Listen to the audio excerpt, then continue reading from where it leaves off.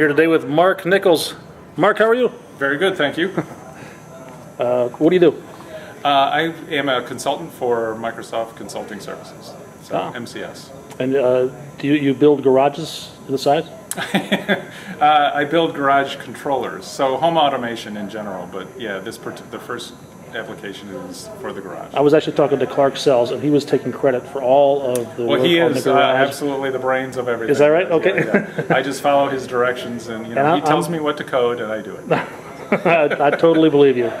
This is, but he did mention this mini garage. He was talking about his actual garage that he was trying to automate completely. But you've got everything working here in this mini garage, right? Right. We started out with his real garage. Okay. And as I was explaining before, we did it in the dead of winter, and we had to keep opening and then closing the door, and it was just way too cold. So we needed an analog that we could use to test out the software anywhere. So that's what this is. That's consistent with everything he told us. Yes. Yeah. Very cool. Let's take a look at it. Okay, so here's, push button. So, oh, I got it. I'm sorry, I got it locked. So, unlock it. There it is, unlocked. So, you press the button.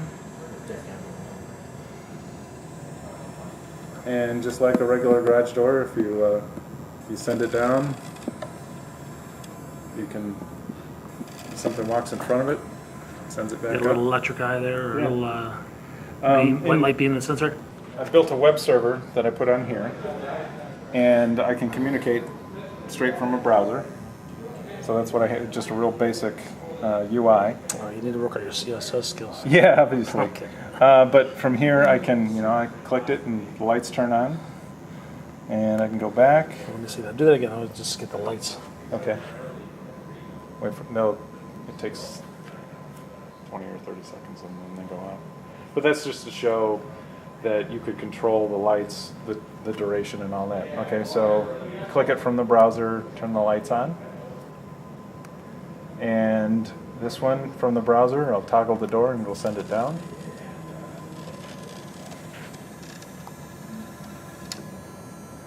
And not only can you send information out, but here I'll click on get the status, and the status is showing here on the browser just as it is over there.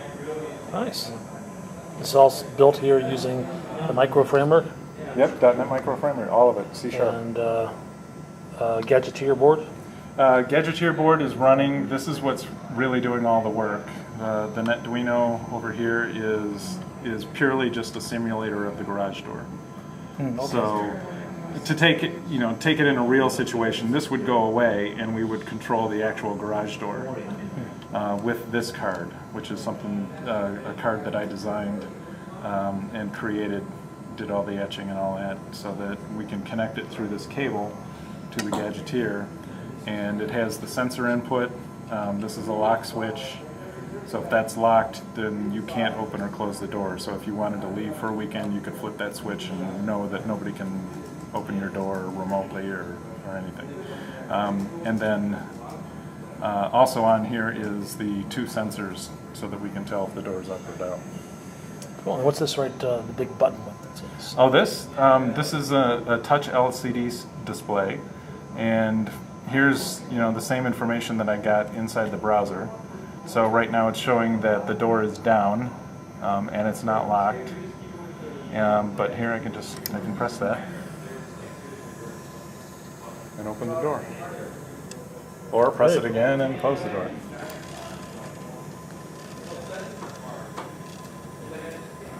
Is this, you said there's a web server on here? Yeah, the web server is built in here. So the two main things that are on there, I built a finite state machine, which is the engine to know what state you're in. So the main states are initializing. There's one state called evaluation. So if the door is either up or is neither up or down, the evaluation will hold on to that state, because you can't do anything with the door if you don't know if it's up or down, right? So if it's not up or down, it's typically on its way up or it's on its way down, right? So when one of the sensors gets tripped, then it gets sent over to the next state, which is ready. So we know the door is either up or down, and we can send commands to it.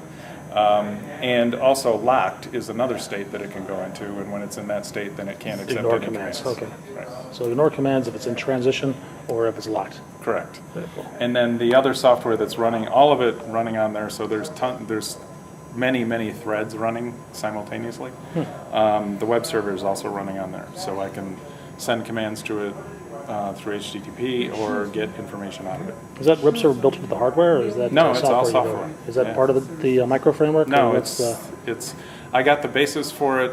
Somebody built an open source. it's an open source web server. Yeah, the You basis for it, and then I modified quite a bit just because it didn't do everything we needed it to. And then you deployed some .NET micro framework on top of that. Yeah, it's all .NET Micro Framework, all of it, even the web server. Oh, okay. Yeah, All right. so. Very cool.